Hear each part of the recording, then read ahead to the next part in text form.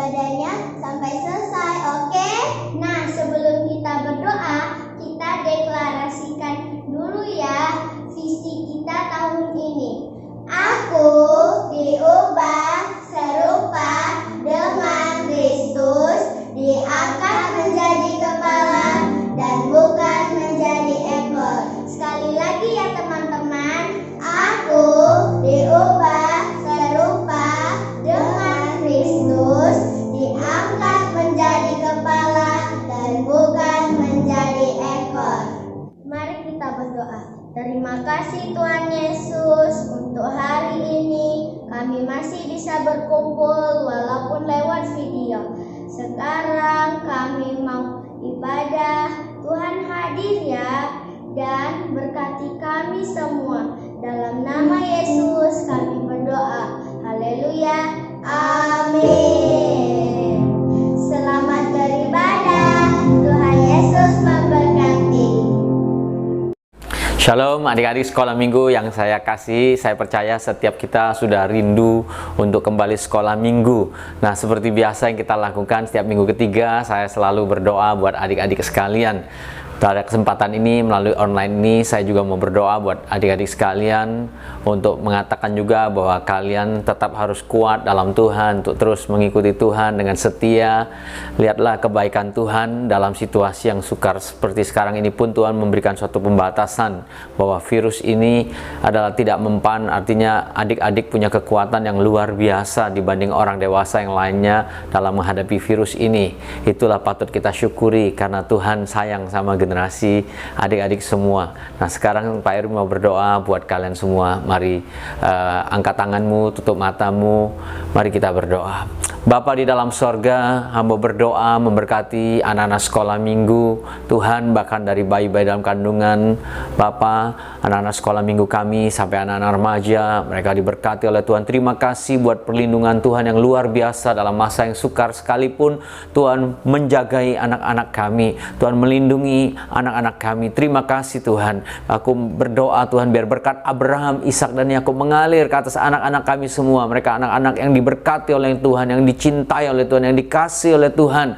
Bahkan Bapa, firman berkata kalau orang tua takut akan Tuhan, maka keturunan kami akan perkasa di muka bumi ini. Mereka keturunan ilahi yang luar biasa. Kami berdoa Tuhan, hamba berdoa berkati mereka di sekolah Tuhan, berikan kecerdasan, kepandaian supaya anak-anakmu menjadi anak-anak yang berprestasi di sekolah Tuhan, bahkan di rumah mereka anak-anak yang baik, yang dengar orang tua, dengar guru dalam masa sukar, dalam pelajaran online. Tuhan, mampukan anak-anak kami ini Tuhan, karena Engkau mempersiapkan mereka untuk menjadi generasi yang luar biasa Bapa, generasi yang akan Kau pakai dengan dahsyat. Oleh karena itu Tuhan, bungkus anak kami semua dengan kuasa darah Tuhan Yesus. Jauhkan mereka dari segala mara bahaya, kecelakaan, sakit, penyakit, virus Tuhan, bakteri, bahkan sampar COVID-19 sekarang ini. Kau melindungi mereka semua Tuhan. Jauhkan mereka dari segala pelecehan, pornografi, daripada segala Tuhan kecelakaan besar dan kecil. Tapi biar perlindungan yang sempurna selama masa sukar ini pun anak-anak kami dalam keadaan yang sehat, yang kuat ya Bapa, karena darah Yesus menutup bungkus anak-anak kami semua. Terima kasih Bapa, hamba serahkan anak-anak sekolah minggu kami ke dalam tangan Tuhan. Terpujilah namamu, Engkau Allah yang kami sembah, Engkau Allah yang kami puji. Di dalam nama Tuhan Yesus diberkatilah anak-anak kami semua. Hanya dalam nama Yesus kami berdoa dan kami ucap syukur. Haleluya. Amin. Tuhan Yesus memberkati adik-adik semua. Shalom. Shalom adik-adikku. Shalom. Apa kabarnya hari ini? Luar biasa, Allahku dahsyat. Yes, yes, yes. Oke, mari kita bangkit berdiri semua. Kita angkat lagu pujian kita yang berkata sebab Dia hidup. Sebab Dia hidup. Ada hari esok. Sebab Dia hidup. Ku tak gentar.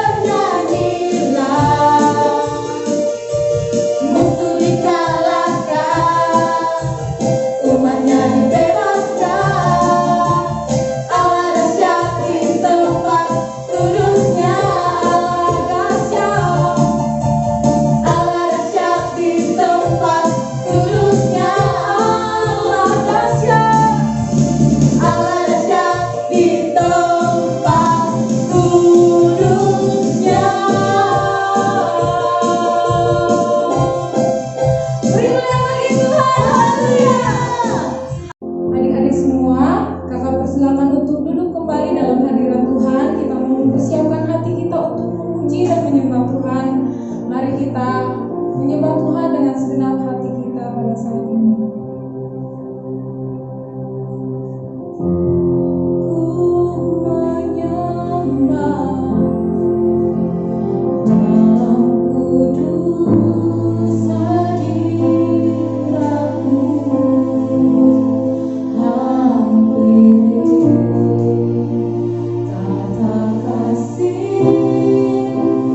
Kau yang Bapa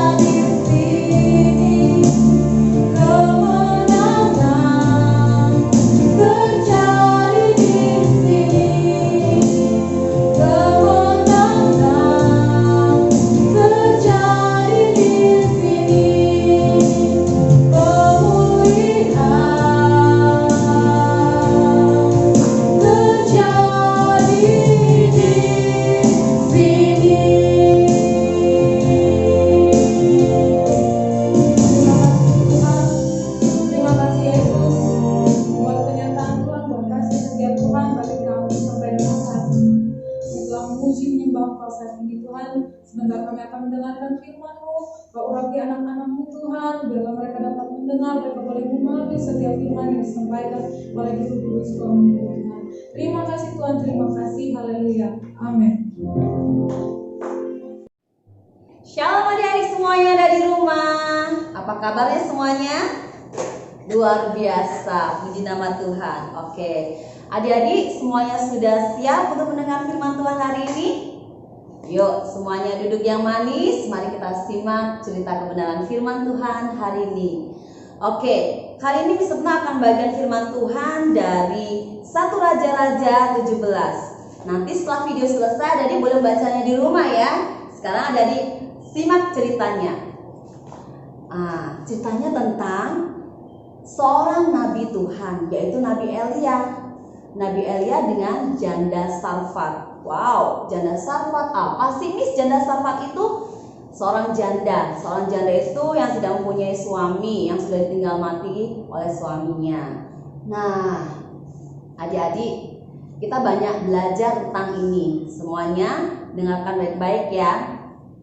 Suatu hari Nabi Elia pergi ke bangsa Israel. Dan waktu itu bangsa Israel dipimpin oleh Raja Ahab dan istrinya Ratu Isabel. Tuhan berkata kepada Nabi Elia untuk menyampaikan pesan Tuhan kepada Raja Ahab dan Ratu Isabel supaya mereka semua bertobat karena mereka sudah jahat di mata Tuhan. Ketika Nabi Elia mencoba untuk menyampaikan pesan Tuhan kepada Raja Ahab dan Ratu Isabel beserta rakyatnya, wah, Raja sangat marah. Ratu Isabel pun marah. Mereka tidak terima apa pesan Tuhan yang disampaikan oleh Nabi Elia. Karena mereka sangat marah dan tidak terima, lalu Raja Ahab menyuruh seluruh prajuritnya untuk membunuh Nabi Elia. Adik-adik, Nabi Elia juga manusia biasa seperti kita. Nah, dia pun punya rasa takut dan dia melarikan diri. Ketika dalam pelarian itu, Nabi Elia pergi melarikan diri ke sungai kecil. Di situ Tuhan sudah menyediakan. Nah, ketika sungai mengering, Tuhan berfirman kepada Nabi Elia, Elia, pergilah engkau ke kota Sarfat. Di situ kau akan berjumpa dengan seorang janda miskin. Lalu Nabi Elia ini taat kepada Tuhan. Tanpa berkata apa-apa pun, Nabi Elia ini pun melanjutkan apa yang sudah diperintahkan oleh Tuhan kepadanya. Nah, ketika memasuki kota Sarfat, dari kejauhan Nabi Elia berjumpa dengan seorang janda yang sangat sebatang kara. Waktu itu Nabi Elia berkata kepada seorang janda ini, "Ibu, bolehkah saya meminta secangkir air?" Nah, janda ini berkata, "Baik tuanku, diberikanlah secangkir air." Ketika sudah diberi secangkir air, Nabi Elia meminta lagi, "Ibu, bolehkah saya meminta sepotong roti?" Waduh, adik-adik, coba dibayangkan. Seorang janda miskin sebatang kara, dia tidak punya makanan, tapi Nabi Elia meminta sepotong roti. Wow, kira-kira diberikan gak ya sama seorang janda ini kepada Nabi Elia? Yuk, simak ceritanya lagi ya. Waktu itu ketika Nabi Elia meminta sepotong roti kepada janda yang miskin ini, janda itu berkata kepada Nabi Elia, "Sungguh demi nama Tuhanmu, aku tidak mempunyai sepotong roti tuanku. Yang ada padaku hanya segenggam tepung dan juga minyak sedikit dalam buli-buli. Ketika aku pulang, aku akan memasaknya ini untuk aku dan anakku. Setelah itu kami akan mati."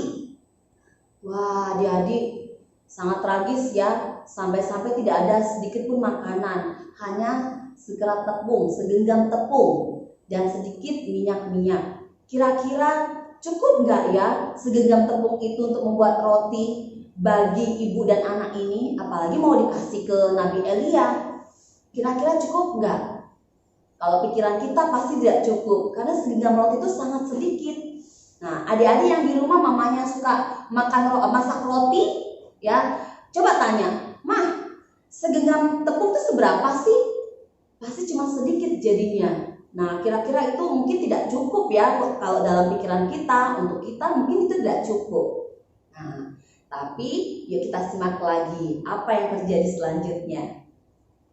Nah, waktu itu Nabi Elia berkata, "Tepung dalam tempayan itu tidak akan habis, dan minyak dalam buli-buli itu pun tidak akan berkurang, sampai pada waktu Tuhan memberi hujan ke atas muka bumi." Begitulah firman Tuhan yang disampaikan Nabi Elia kepada janda Sarfat ini.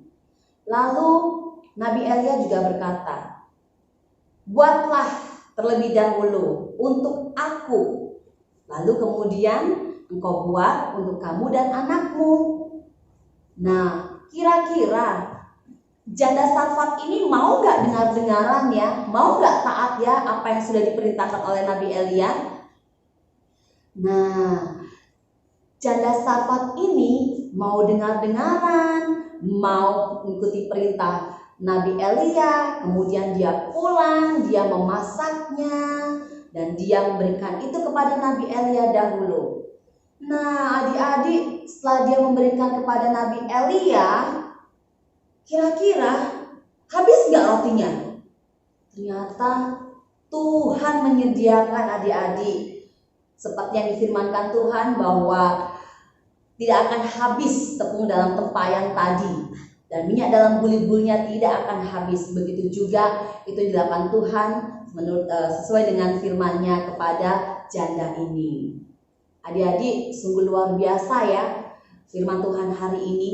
Kita bisa belajar dari firman Tuhan hari ini bahwa Tuhan menyediakan segalanya yang kita perlukan. Jadi adik-adik gak perlu khawatir, gak perlu takut bahwa kita punya Allah yang sangat dahsyat, Allah yang kaya raya, Allah yang luar biasa, yang mampu memenuhi segala kebutuhan dan keperluan kita.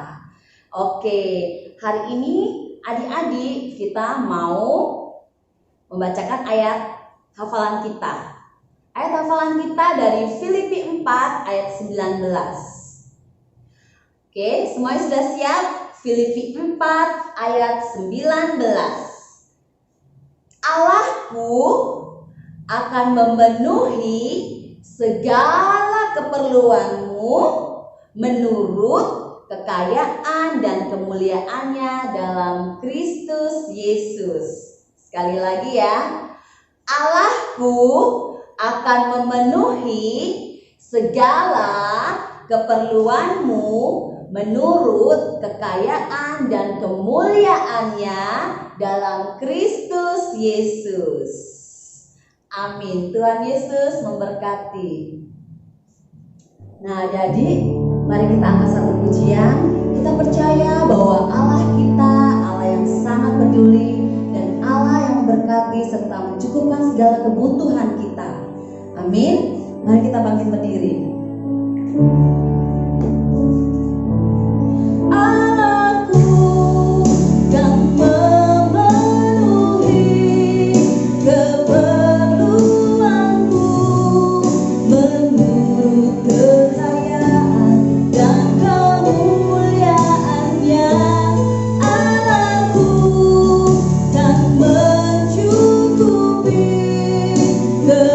Kebutuhanku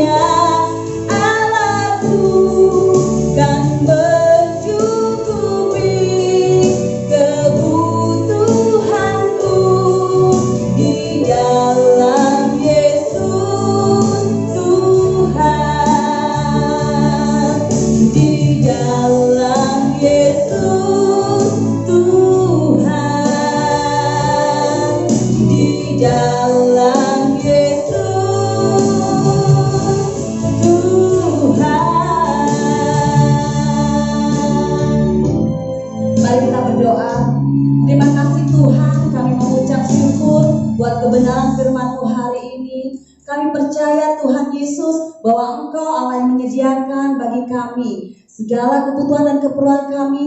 Tuhan sudah sediakan, Tuhan cukupkan. Terima kasih Bapa, kami ucap syukur, kami punya Allah yang luar biasa, Bapa yang ajaib. Terima kasih. Di dalam nama Tuhan Yesus kami ucap syukur dan berdoa. Haleluya. Amin. Selamat hari Minggu dan Tuhan Yesus memberkati.